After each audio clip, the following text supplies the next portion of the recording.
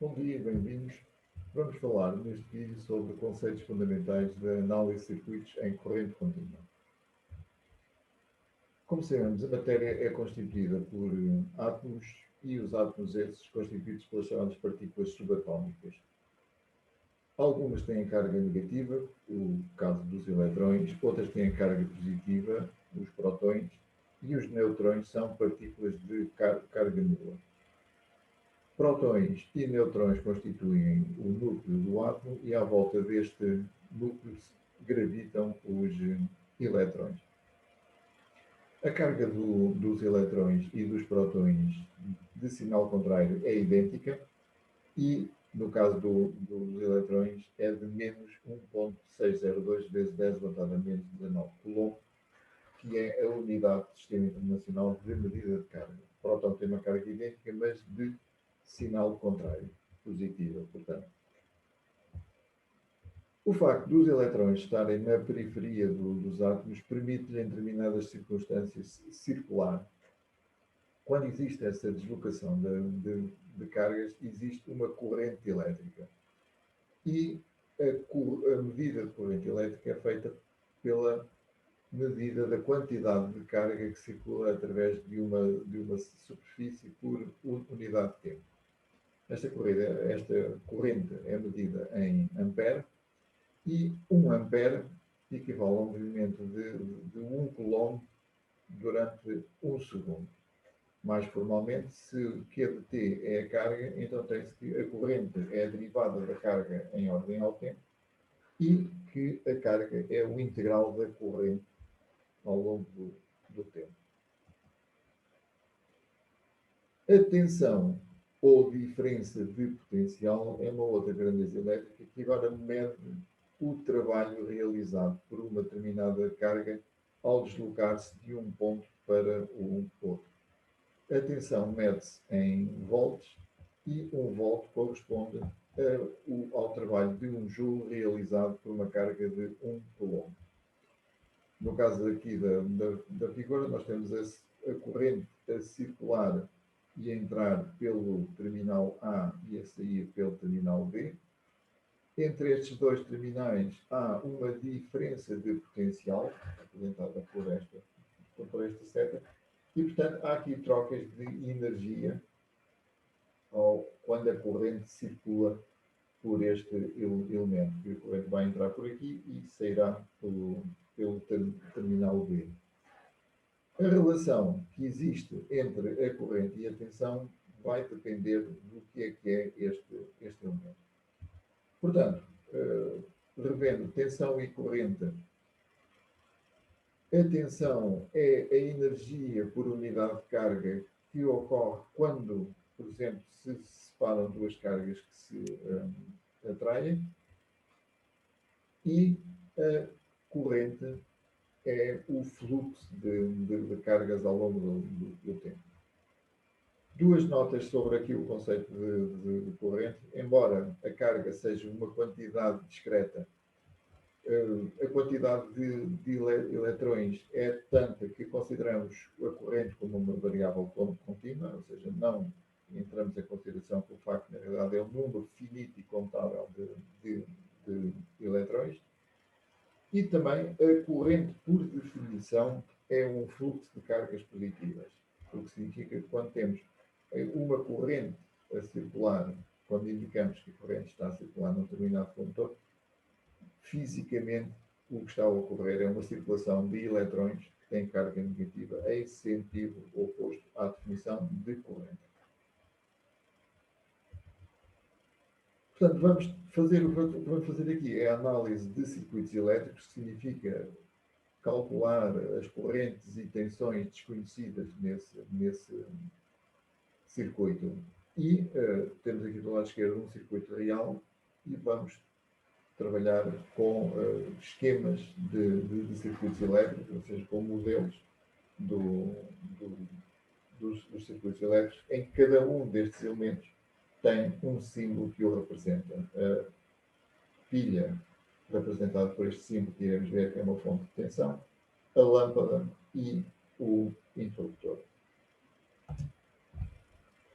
Para fazer a análise de circuitos elétricos, nós fazemos algumas hipóteses, que vamos ver aqui. A primeira delas, os efeitos elétricos ocorrem quase instantaneamente. Para efeitos práticos, consideramos que ocorrem instantaneamente. Isto porque o sinal elétrico viaja praticamente à velocidade da luz, ou perto disso, pelo menos da ordem de grandeza da velocidade da luz, e, tendo em conta a dimensão dos circuitos com que nós tratamos, podemos considerar que qualquer efeito afeta todo o sistema ao mesmo tempo. E vamos trabalhar num sistema de componentes agregados, o que vem da expressão inglesa lumped components, ou seja, tudo o que se passa nos circuitos elétricos passa-se dentro daqueles componentes que nós indicamos com o símbolo respectivo. Outra hipótese é que a variação total de carga em qualquer componente é zero. O que é que isso significa? Significa que nenhum elemento pode armazenar carga de um único tipo, seja ela positiva ou negativa. Dito de outra maneira, a carga não se cria nem se destrói. A sua quantidade é constante, e se um determinado elemento do circuito armazena carga positiva, em algum outro ponto ele tem que armazenar também a mesma quantidade de carga negativa. O que também significa que, como consequência, no elemento do circuito, carga que entra é igual à carga que sai. E, finalmente, do ponto de vista magnético, não há acoplamento magnético entre elementos. Embora a circulação de corrente gere campo magnético, a hipótese que nós fazemos é que esse campo magnético não vai afetar nenhum dos restantes elementos. E assim chegamos ao conceito de elemento ideal. O elemento de circuito ideal é um elemento que tem estas três características. Tem dois terminais. O seu comportamento é descrito em termos da relação entre a corrente que o atravessa e a tensão aos seus terminais, e não é divisível em elementos menores. Temos aqui a representação de um desses elementos. A corrente é representada por uma seta, e a tensão aos terminais com ou um par de sinais mais menos, ou uma seta curva desde o lado mais até ao lado menos.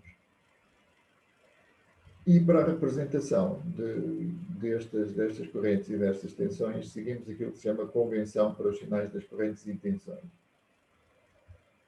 Os valores de I e V no esquema que está aqui representado podem ser positivos ou negativos. O que é que isso significa em termos físicos?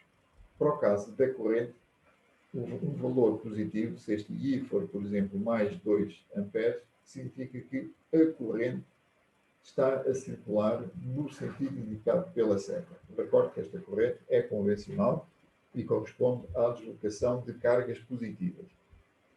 Quando o valor da corrente é negativo, por exemplo, se for menos 6 amperes, significa que a corrente efetivamente está a circular no sentido oposto ao da seta.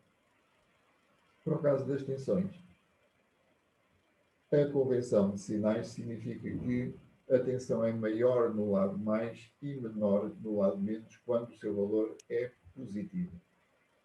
Ou seja, ela cai do mais para o menos, ou cai no sentido da seta. Quando o valor é negativo, por exemplo, se eu tiver aqui uma tensão de menos 20 volts, significa que, efetivamente, o lado de maior potencial é o lado menos, e o lado mais é o lado de menor potencial, quando a tensão é negativa. Assim sendo, e com estes conceitos, temos também a definição de potência associada a um elemento. Potência, por definição, é o trabalho realizado por unidade de tempo, portanto, é o trabalho W sobre o tempo T. E, olhando para esta expressão aqui e para o que vimos atrás, sabemos que a tensão é o trabalho por unidade de carga e a corrente é carga por unidade de tempo. Portanto, podemos desagregar esta expressão aqui do trabalho em duas, uma que corresponde à tensão e outra que corresponde à corrente. E então, neste caso, em circuitos elétricos, a potência é simplesmente o produto da tensão pela corrente. E como vimos que estas tensões e correntes podem ser positivas e negativas, também a potência pode ser positiva ou negativa. No caso da potência ser positiva, significa que este elemento consome energia. No caso dela ser negativa, significa que este elemento cede energia. A convenção de sinais para o cálculo da potência em circuitos elétricos, da potência associada a um elemento, tem também uma convenção de sinais, que é a que está apresentada nesta imagem. E tem a ver com o seguinte: quando a corrente entra pelo lado positivo da tensão, pelo lado mais, esta situação aqui, ou esta situação aqui em baixo, a corrente a sair aqui significa que ela tem que entrar aqui, está a entrar pelo lado mais da tensão, a potência é dada pelo produto de V vezes I. Quando a situação é inversa, ou seja, quando a corrente está a entrar pelo lado menos da tensão, que é esta situação aqui, a corrente a sair aqui significa que ela está a entrar deste lado, ou aqui sim está a entrar pelo lado menos, a potência, o valor algébrico da potência é dado por menos V vezes I. E depois, se esse resultado for positivo, significa que o elemento está a consumir energia, está a receber energia do circuito. Se a potência for negativa, significa que esse elemento está a ceder ou fornecer energia ao circuito, que é o caso de um gerador.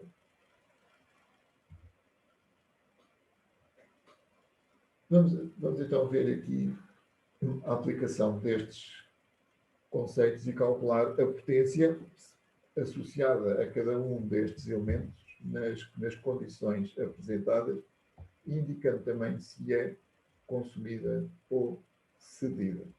Podem parar agora o vídeo antes de serem apresentadas as soluções para verificarem os vossos resultados.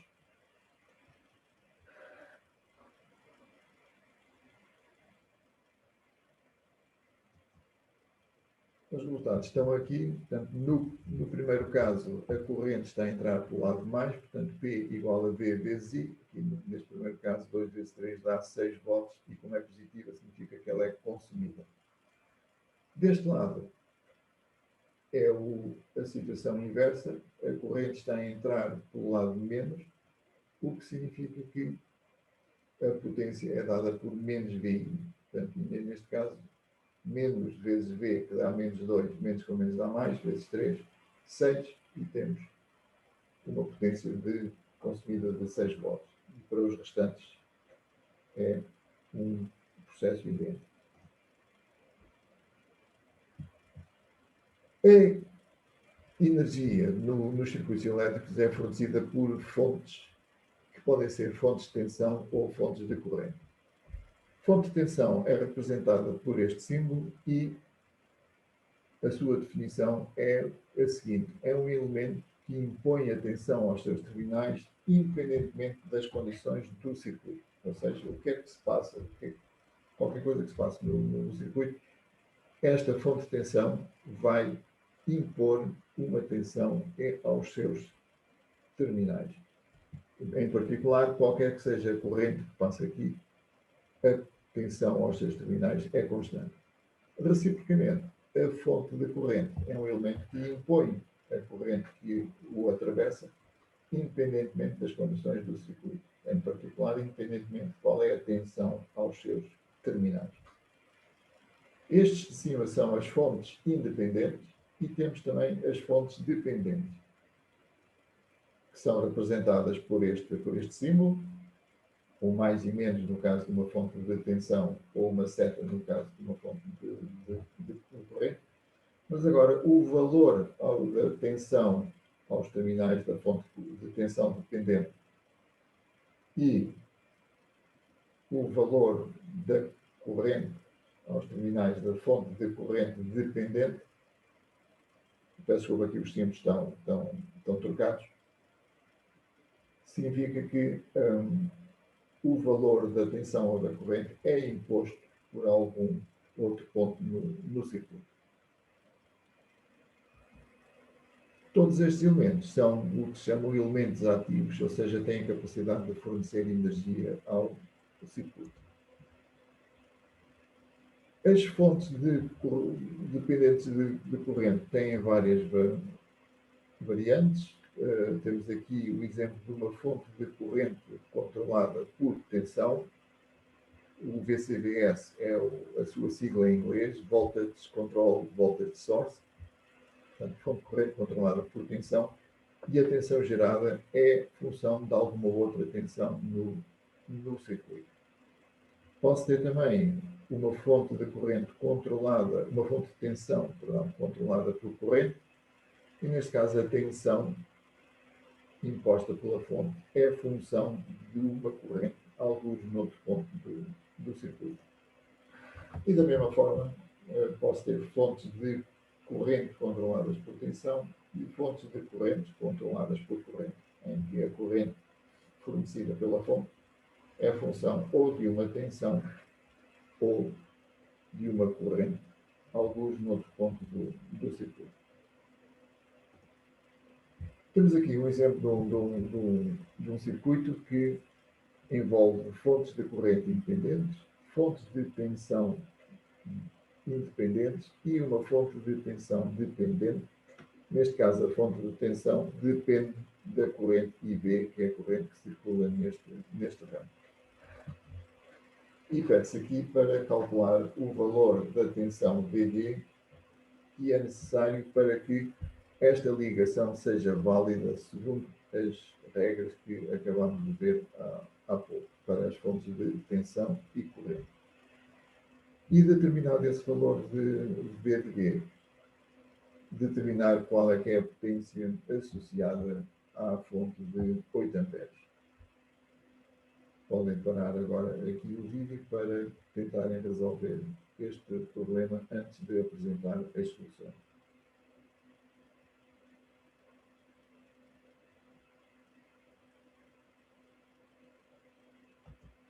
O resultado está aqui.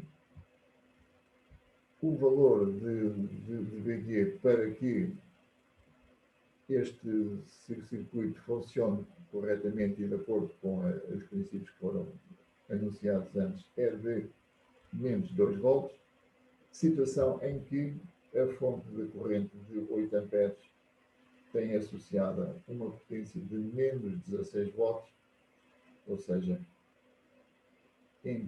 entrega 16 volts ao circuito.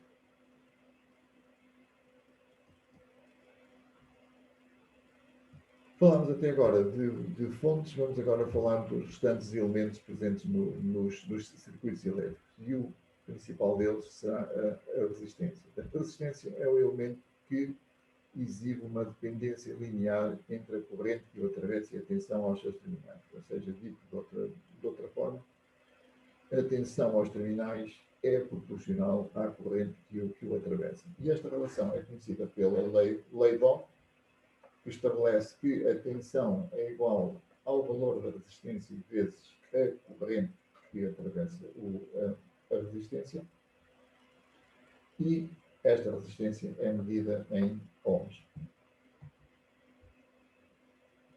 Por definição, esta resistência, uma resistência, só consegue dissipar potência. Portanto, significa que a potência associada a um elemento resistivo tem sempre um valor positivo. Podemos ver pela análise que é feita aqui, a potência é sempre tensão vezes a corrente. Se agora aplicarmos a lei de Ohm, a corrente é V sobre R, o que dará esta primeira expressão aqui, ou a tensão é R vezes I, o que resulta nesta segunda expressão aqui. Em qualquer dos casos, o R é sempre um valor positivo, só há resistências positivas, e o V, quer tenha, ou o I, quer tenha um valor positivo ou negativo, o resultado vai ser sempre positivo. Portanto, bate certo com o conceito que a resistência é um elemento que apenas consegue dissipar potência. O recíproco da resistência, ou o inverso da resistência, é a condutância. Esta condutância é medida em Siemens, que é o inverso do Ohm, com o símbolo S. E podemos também calcular, associar o cálculo da potência ao valor da condutância, como é feito aqui. Temos agora aqui alguns exercícios de aplicação de resistências e fontes. Para cada um destes circuitos, quer-se calcular o valor da tensão V e da corrente I, em cada um deles, conforme o caso, e determinar a potência dissipada em cada uma das resistências apresentadas.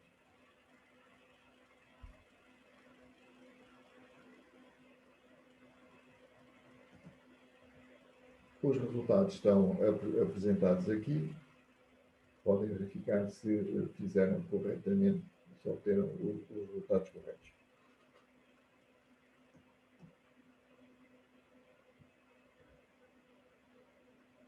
A resistividade é uma propriedade dos materiais que está relacionada com a resistência. Em particular, um condutor, se tiver um material com uma resistividade ρ, tiver um comprimento L e apresentar uma secção A, este condutor tem uma resistência que é dada por esta expressão. Ρ, R é igual a ρ vezes L sobre A. Ou seja, a resistência exibida por este cilindro entre os dois estopos é um valor que depende da resistividade do material, ou seja, do próprio material de que é feito, do comprimento e da secção. E, para esta expressão aqui, podemos ver que a resistência aumenta com o aumento do comprimento e diminui com o aumento da área. Esta resistividade é uma grandeza que, em primeira aproximação, varia linearmente com a temperatura, segundo esta expressão que está aqui, em que o ρ0 é a resistividade a uma temperatura de referência θ0 e o K é o chamado coeficiente de temperatura do material.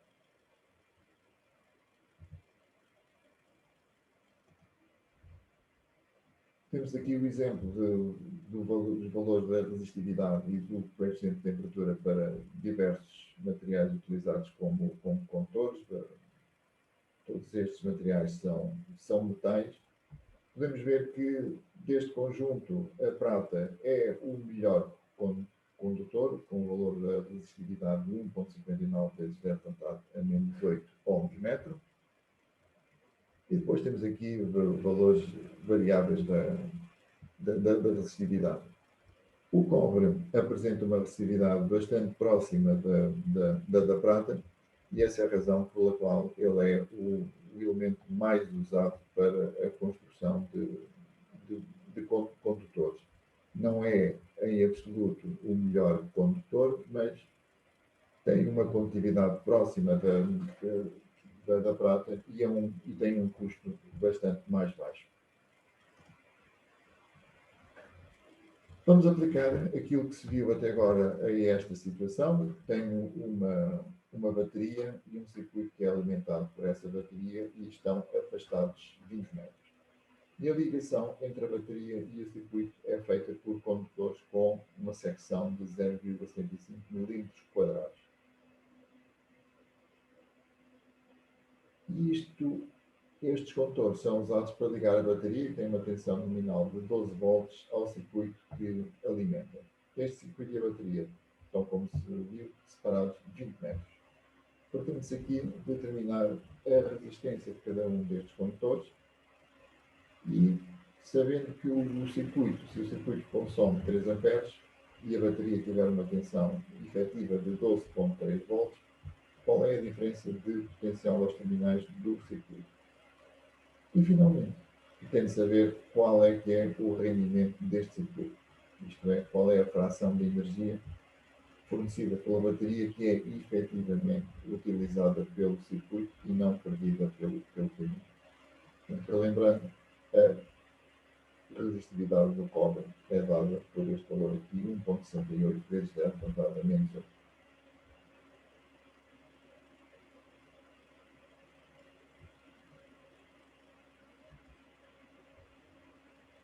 Vamos ver também uma outra aplicação das características dos condutores, que é o facto da sua resistividade variar com a temperatura. No caso, vamos considerar uma sonda PT1000, que é um tipo de sensor muito usado na indústria para medir a temperatura. A PT1000 é composto por um fio condutor de platina que apresenta a 0 graus uma resistência de 1000 ohms.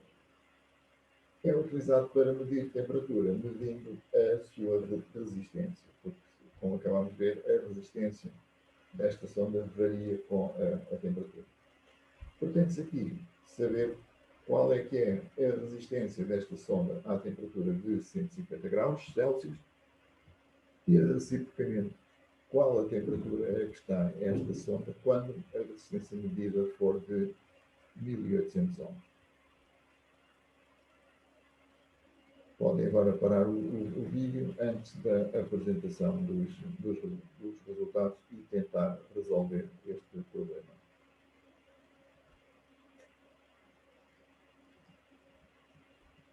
As soluções são estas que estão aqui. À temperatura de 150 graus, uma sonda PT1000 apresenta uma resistência de 1588 ohms e quando a resistência medida é de 1800 ohms, isso significa que a sonda está a uma temperatura de 204,1 graus Celsius.